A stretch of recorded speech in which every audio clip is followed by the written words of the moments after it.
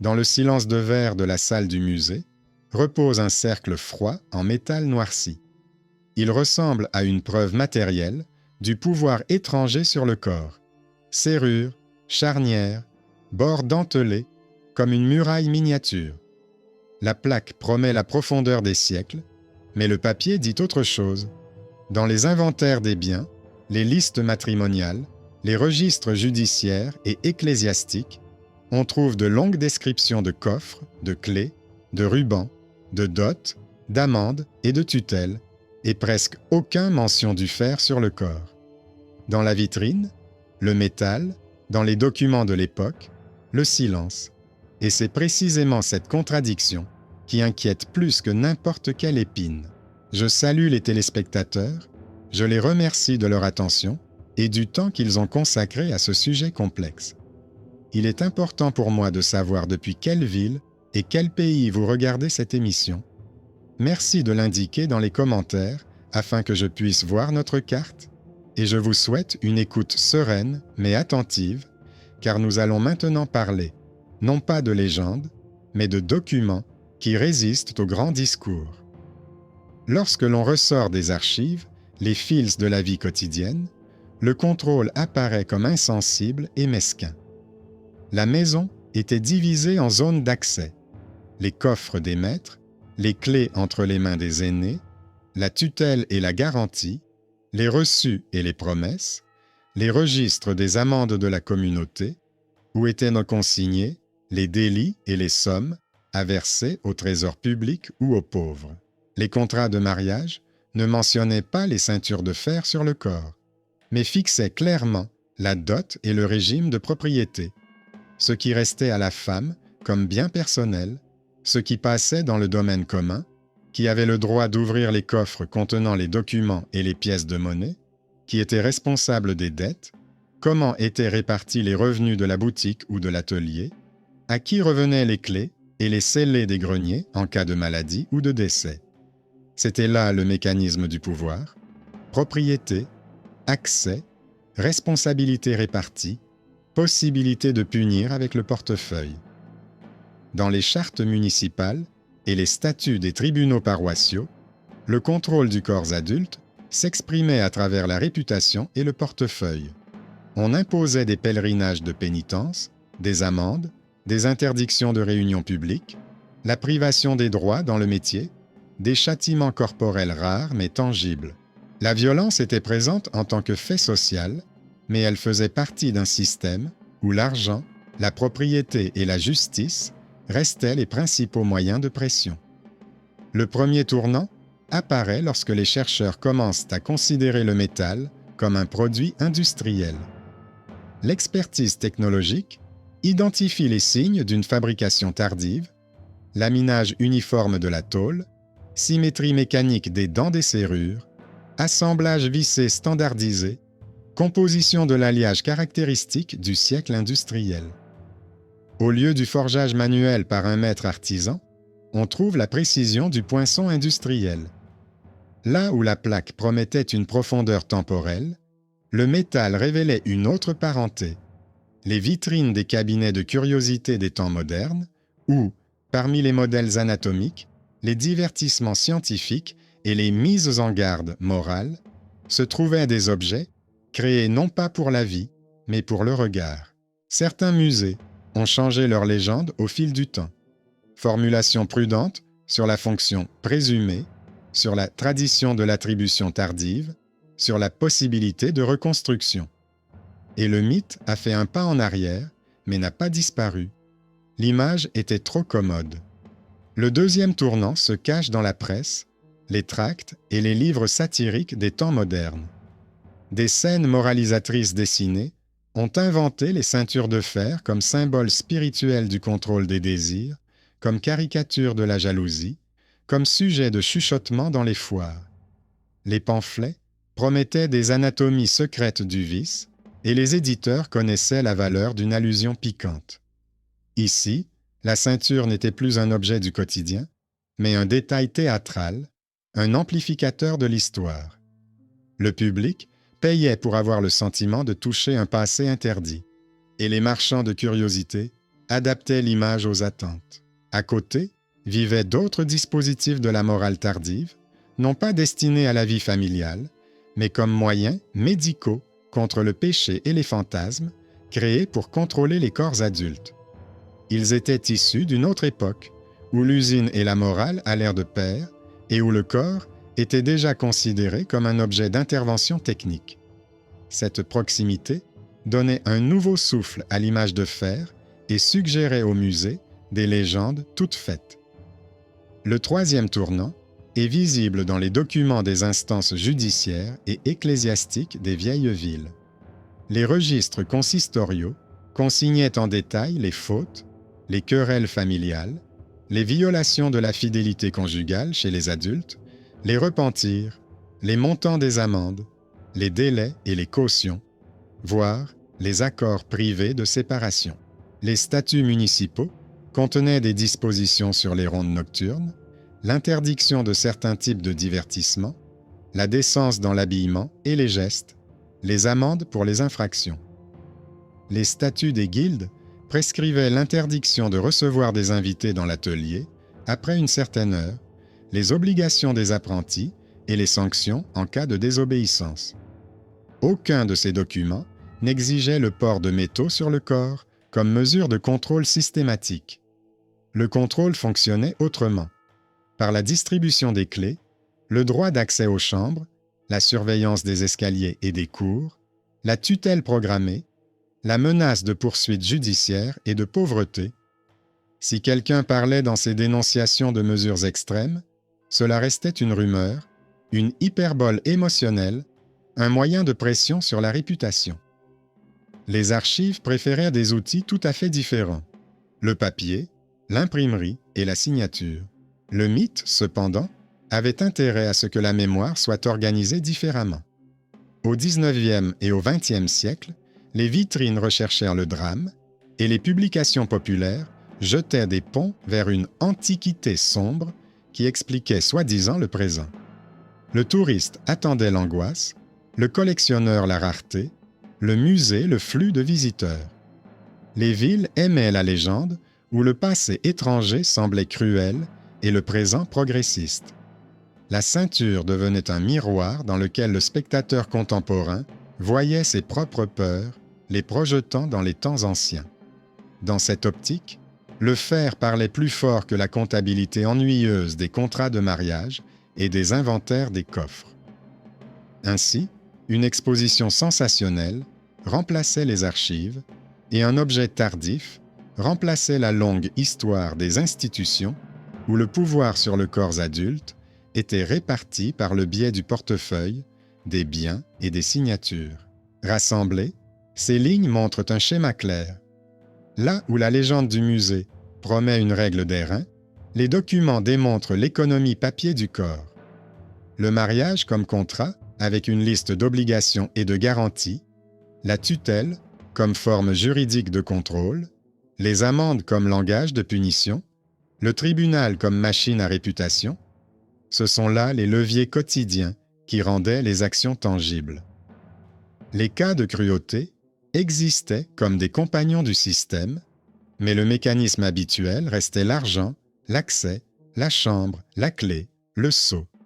Le métal dans la vitrine fait peur parce qu'il est tangible, mais la peur de la réalité historique est plus subtile. Elle est inscrite en toutes lettres dans un acte notarié, accroché à la porte du coffre du maître, confirmé par des garants, transformé en une froide ligne d'amende. Et plus le cadenas sur la ceinture résonne fort dans l'imagination, plus il est facile de ne pas remarquer le grincement discret du cadenas sur le coffre, d'où le conjoint ou le tuteur prend les pièces, les papiers et le pouvoir de disposer de la vie adulte. La deuxième couche de cette histoire apparaît là où les livres financiers ennuyeux deviennent soudainement une carte du pouvoir.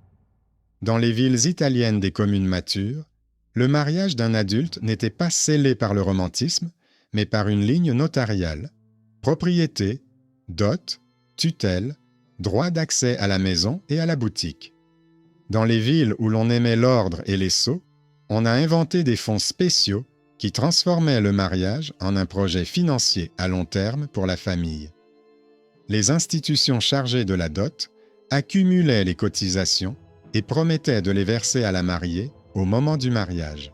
Ce n'était pas le fer sur le corps qui régissait le destin, mais les obligations, les clés des coffres et les droits inscrits. On n'apportait pas dans la maison des serrures compliquées pour les ceintures, mais des coffres peints, massifs, avec des renforts en fer, connus sous le nom de coffrets de mariage. Ils avaient leurs propres serrures, des couvercles doubles et parfois 2 jeux de clés, répartis entre les époux et les aînés de la maison. En cas de litige concernant l'accès à ces coffres, le tribunal décidait qui avait le droit de les ouvrir et quand, qui était responsable en cas de disparition et quelle était la pénalité en cas d'effraction. Dans la comptabilité de la maison, la clé avait plus d'importance que n'importe quelle ceinture. C'était elle qui séparait le mien du nôtre et du pris en charge. Le paradoxe est simple. Là où le mythe propose du fer sur la peau, le document montre du fer sur le bois du coffre. Les codes ibériques de l'époque adulte soulignaient la même logique.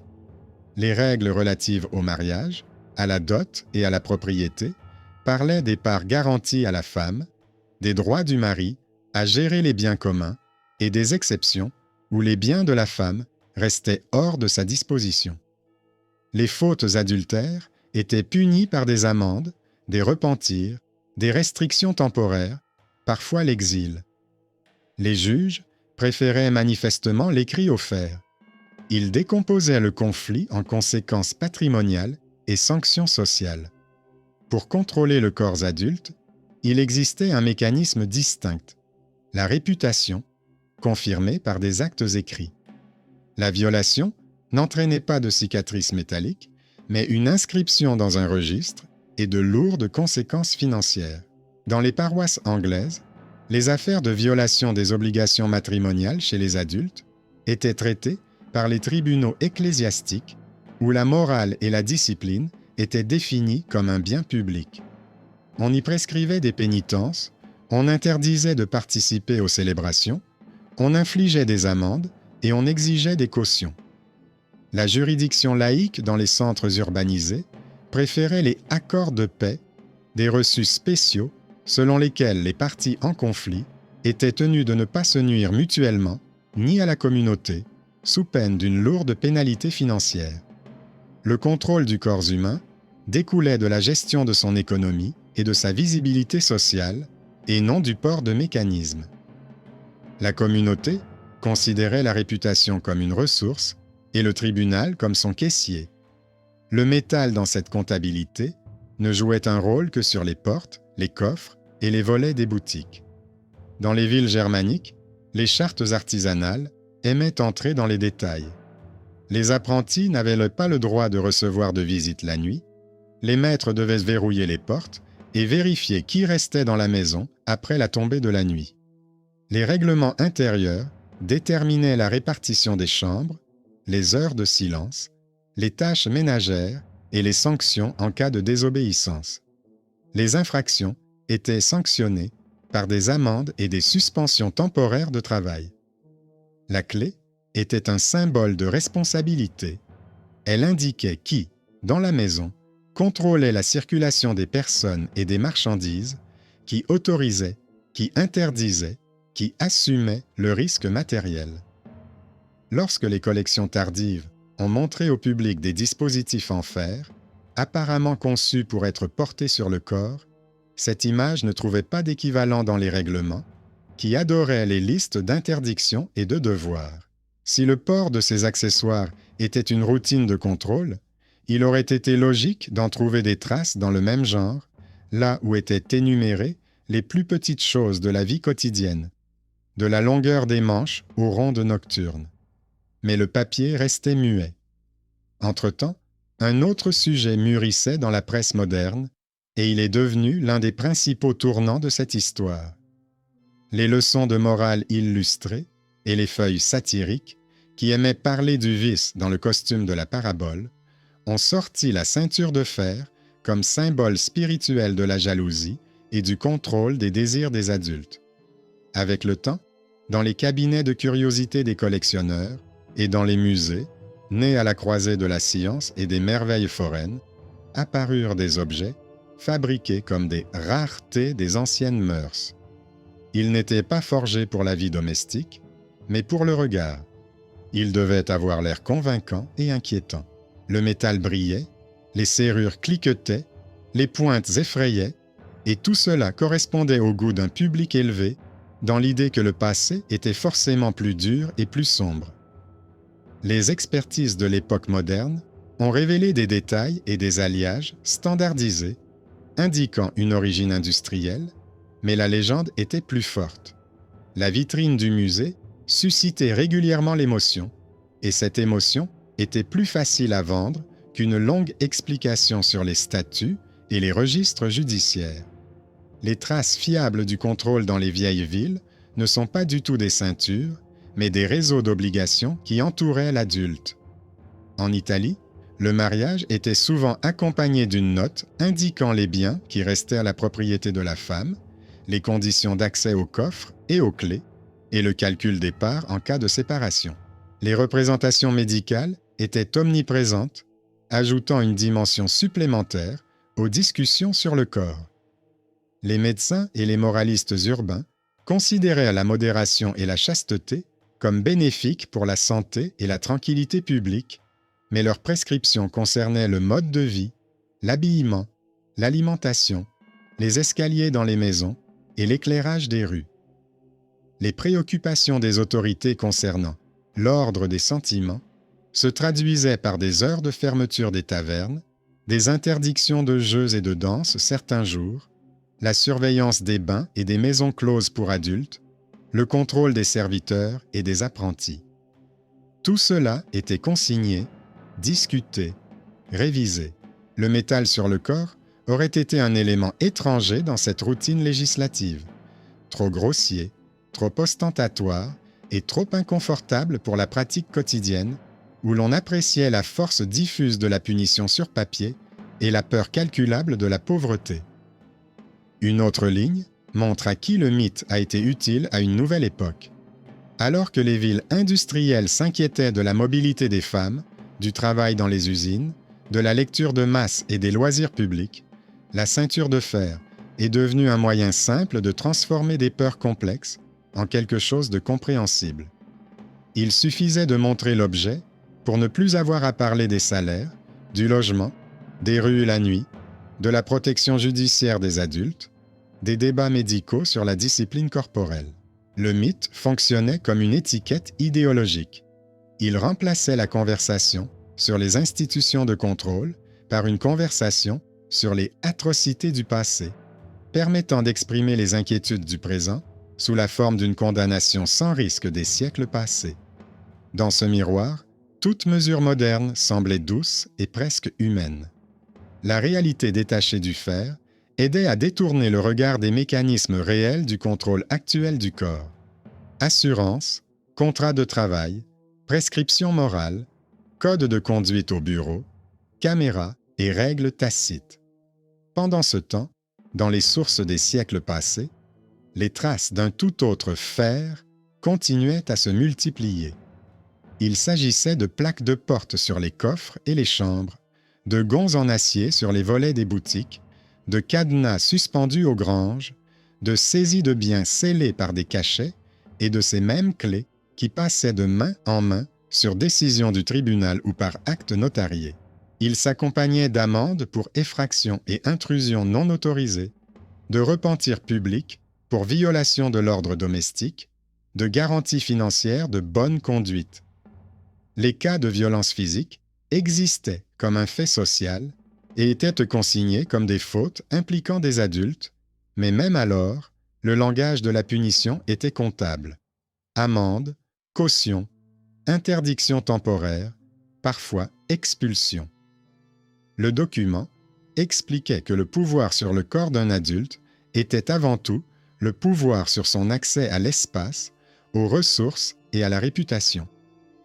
L'accent était mis sur ce qui pouvait être ouvert et ce qui serait ouvert pour vous sans que vous ayez à le demander, et non sur ce qui était gravé à jamais sur la peau.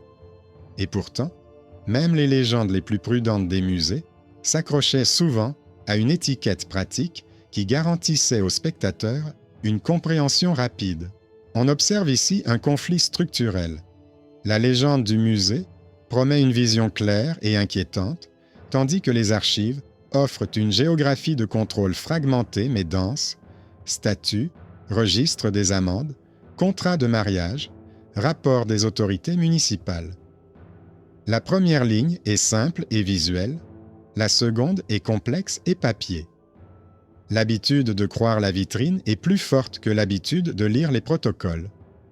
Mais si l'on se concentre sur le document, le mythe commence à s'estomper.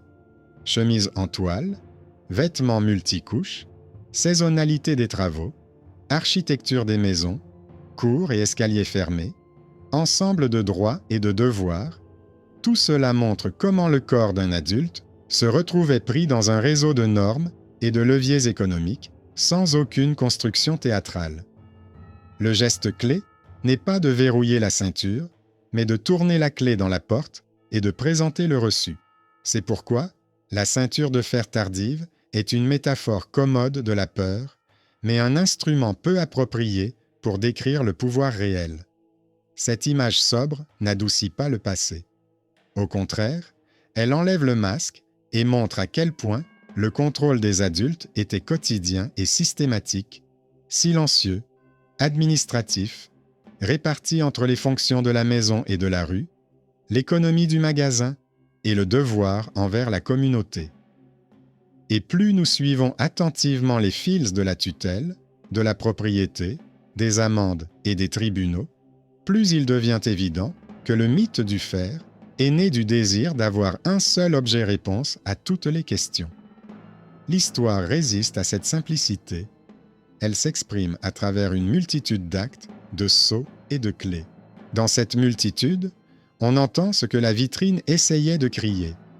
La peur ne s'organise pas avec des épines, mais avec des lignes dans le registre notarial, et ce sont elles qui causent une douleur réelle et non ostentatoire, la douleur de l'exclusion, de la pauvreté, de la honte, qui dépend de la décision de ceux qui détiennent les sceaux et les clés.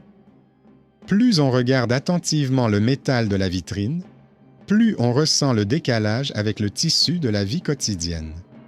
Dans les maisons, où chaque ruban était compté, où les couvercles des coffres étaient marqués du sceau de la famille, où les clés étaient conservées par les aînés, le contrôle était réparti entre les pièces et les personnes, comme l'eau dans les canaux.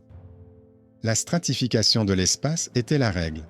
Des pièces fermées pour le stockage, une salle à manger commune sous le regard des membres de la maisonnée, des escaliers séparés pour les domestiques, des horaires d'ouverture de la boutique. Les règlements municipaux énuméraient en détail quand on pouvait faire du bruit, où les adultes avaient le droit de se réunir, comment s'habiller pour les fêtes, où les danses et les jeux étaient interdits. Les procès-verbaux montrent à quel point l'attention des autorités se portait souvent non pas sur les corps enfermés dans des cages de fer, mais sur les portes et les passages, qui est entré, qui est resté après l'heure autorisée, qui a retiré le verrou, qui a remis la clé, qui s'est porté garant du respect du régime. Lorsque des actes de violence impliquant des adultes sont mentionnés, ils sont décrits comme des faits sociaux ayant des conséquences, amende, repentance, privation de droits, expulsion. La douleur et la peur dans ces affaires ont un caractère comptable. Elles ne se mesurent pas en épines, mais en somme et en durée. Dans les collections tardives, où le métal apprenait à être un symbole, le conte a trouvé une voie assurée. La nouvelle époque aimait les explications simples à des inquiétudes complexes. Lorsque les usines ont rassemblé hommes et femmes, lorsque les rues et les jardins sont devenus des lieux de loisirs publics le soir, lorsque la presse bon marché a diffusé des histoires croustillantes, la légende de l'objet en fer a fourni une métaphore commode, comme si l'ordre pouvait être rétabli par un simple cadenas brillant. La légende du musée a repris ce ton, car il faisait vendre des billets. Dans les catalogues, on trouvait à côté d'autres appareils de moralité, nés de la peur médicale des siècles suivants. Il s'adressait aux adultes, promettait de contrôler les désirs et avait le plus souvent une empreinte industrielle. C'est précisément cette origine industrielle qui trahissait le mythe, mais la vitrine préférait le drame à la preuve. Ainsi, l'exposition sensationnelle remplaçait les archives et l'objet tardif remplaçait les institutions de contrôle à plusieurs niveaux. Un autre décalage est donné par l'économie du langage des villes qui ont survécu aux vagues de peste et aux guerres, mais n'ont pas renoncé à la logique comptable de la gestion des adultes. Après les années de peste, les autorités ont investi dans un ordre visible: lampadaires, rondes nocturnes, interdiction des rassemblements, réglementation des bains publics pour adultes et des maisons de plaisir, recensement des serviteurs et des apprentis. Partout, la formule se répète: la réputation comme capital, le tribunal comme caisse, l'amende comme fouet universel. Et si l'on considère ces livres comme une carte de la peur, on voit que ce ne sont pas les détails métalliques sur le corps qui motivaient la peur, mais le risque de se retrouver en dehors de la communauté, sans accès au travail et à la protection. L'architecture des maisons et des cours faisait son œuvre. Les murs, les serrures, les verrous et les clés créaient une micropolitique d'accès où un adulte pouvait être admis dans une pièce ou en être expulsé, et cela était décidé par les aînés ou par le tribunal. Parfois, les procès-verbaux consignent des cas extrêmes, mais même là, le centre de gravité revient à celui qui détient la clé, à celui à qui l'on confie la garde du coffre, à celui qui paie l'amende. L'attention portée aux documents révèle un type rare de traces matérielles. Non pas une ceinture en cuir, mais un coffre, peint dans des conditions matrimoniales, avec des renforts en fer et une serrure forgée. Ces coffres deviennent les héros des histoires judiciaires. Les mêmes formules se répètent dans les interrogatoires et les enquêtes. Qui avait le droit de l'ouvrir? Qui était présent lors de l'ouverture? Quels papiers et pièces de monnaie ont été retirés? Où ils ont été transférés? Parfois, le tribunal ordonnait de sceller le coffre avec le sceau des autorités, jusqu'à ce que le litige soit résolu. C'était un rituel de contrôle, visible, froid, accompagné de témoins et de notes. Le corps de l'adulte est présent indirectement dans ce rituel, en tant que sujet de devoir et de responsabilité, en tant que propriétaire d'une part, en tant que personne pour laquelle l'accès aux biens détermine le choix et le destin. Sur fond de cette bureaucratie tangible, la ceinture vitrine ressemble à un accessoire de théâtre, une métaphore réussie, mais une mauvaise source. Le quatrième tournant découle de la médecine elle-même. Les traités tardifs sur la santé, rédigés par des médecins qui combinaient observation et enseignement moral, enseignent le régime alimentaire, la modération, le régime de travail et de sommeil. Ils traitent des maladies nerveuses de l'âge mûr, prescrivent des promenades et le port d'une ceinture au sens figuré, comme une discipline et non comme un dispositif. Là où la médecine des siècles tardifs engendre réellement des objets en fer, elle s'adresse à un lecteur adulte et parle le langage de l'usine et non celui de l'atelier. Les pièces dentées, les fixations à vis, les serrures standardisées ne sont pas le fait d'un artisan, mais d'une chaîne de production industrielle. D'où la géographie étrange des découvertes. Il n'y a presque aucune mention domestique dans les livres anciens, mais beaucoup d'exemplaires tardifs avec des surfaces bien conservées, comme des objets qui n'ont presque pas été utilisés, mais plutôt exposés. Le cinquième tournant se produit lorsque le musée accepte de revoir ses propres descriptions. Là où auparavant régnait la catégorisation, apparaissent désormais des mots prudents sur la fonction supposée, les reconstructions tardives, la datation controversée. Dans certaines collections, les objets accompagnés de légendes retentissantes sont reclassés dans la catégorie des représentations morales et accompagnés de copies de pages de statuts, de contrats de mariage et de procès-verbaux, afin que le spectateur puisse voir la réalité du contrôle. Ce geste suscite rarement des réactions, mais il rend justice à l'histoire. Le pouvoir sur le corps adulte n'avait pas besoin d'un fer constant sur la peau. car il disposait de tout un écosystème de barrières en papier et en bois. Clés, sceaux, droits d'accès signés, amendes, cautions et tribunaux. Voilà la chaîne qui cliquetait chaque jour, sans éclat théâtral et sans pitié. Cette chaîne est cruelle, mais son instrument n'est pas une épine, mais une ligne. Et si l'on écoute cette ligne, le mythe du fer cesse de crier et devient ce qu'il a toujours été, le reflet d'une peur qui préfère se cacher dans l'éclat d'une vitrine plutôt que de reconnaître sa nature froide, lente et insignifiante. Là où la légende promettait un objet ancien, la chronique des temps modernes montre la circulation du spectacle. Des expositions itinérantes à caractère moralisateur, des projections privées pour un public fortuné, des catalogues aux polices de caractère fleuri et aux cadres pseudo-médiévaux ont transformé l'objet en un symbole pratique pour les campagnes morales.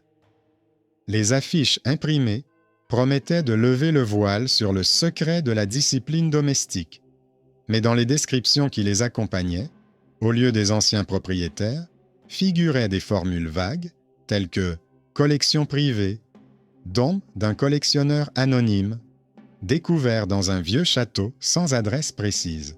Là où les archives exigeaient des noms et des dates, l'exposition offrait des allusions et le bruissement du velours. La description technique, réalisée à une époque où la science muséale était déjà mature, relevait des bizarreries irrémédiables, des trous identiques, pratiques pour le rivetage en série, des vis de taille uniforme, aucune trace d'usure là où le métal aurait dû laisser des marques caractéristiques lors d'un usage quotidien. Des traces de pièces en cuir, travaillées selon une méthode courante dans les ateliers industriels modernes, une serrure avec un profil de barbe standard, facile à crocheter. Sur la plaque, tout cela était noyé dans une seule phrase sur la rareté, tandis que les colonnes des journaux reproduisaient avec assurance l'histoire d'une antiquité rigide qui expliquerait le désordre actuel des désirs.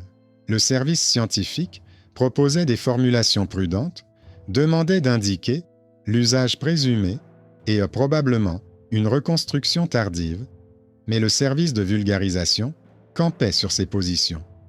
Le public vient pour l'émotion, et ce ne sont pas les statues qui suscitent l'émotion, mais l'éclat de l'acier. Ainsi, des expositions sensationnelles remplaçaient les archives et la photographie sur papier glacé éclipsait facilement la page sèche mais précise du contrat de mariage, où étaient clairement indiquées à qui appartenaient les clés des coffres et qui paierait une amende en cas de non-respect du régime domestique. C'est là que résidait la commodité du mythe. Il remplaçait la carte complexe des institutions par une seule chose, que l'on pouvait montrer derrière une vitre et appeler « preuve ». Pendant ce temps, l'organisation réelle de la vie des adultes restait sur le papier et dans le bois.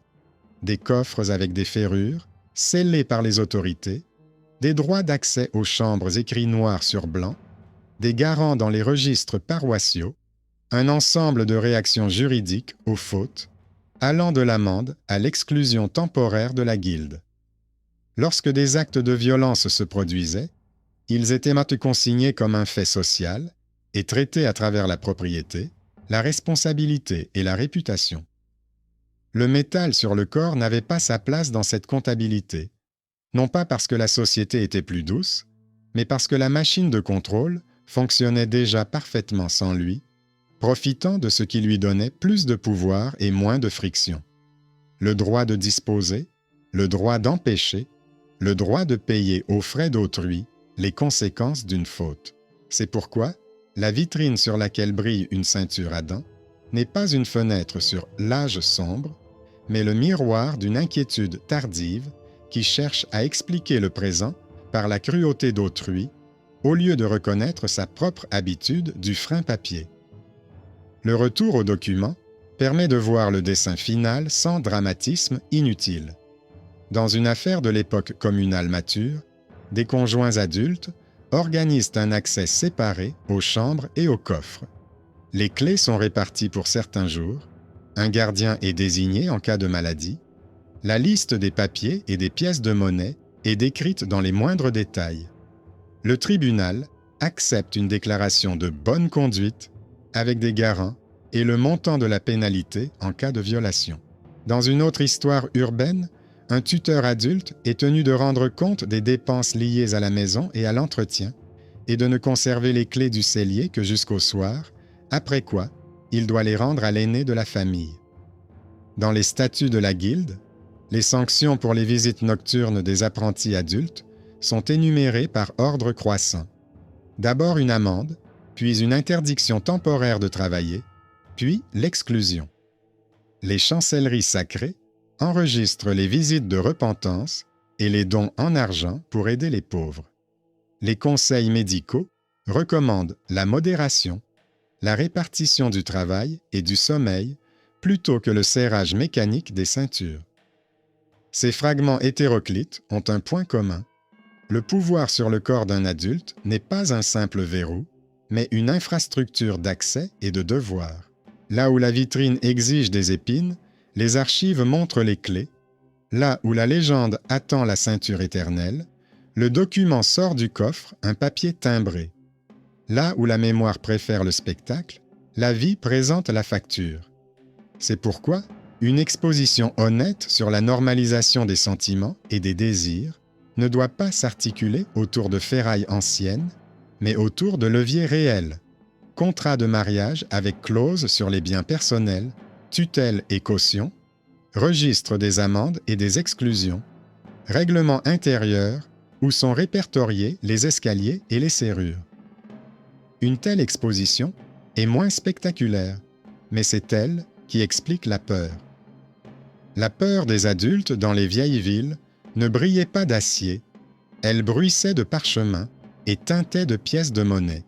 Elle fermait et ouvrait les portes, elle dépendait de ceux qui avaient les sceaux, les clés et le droit de juger.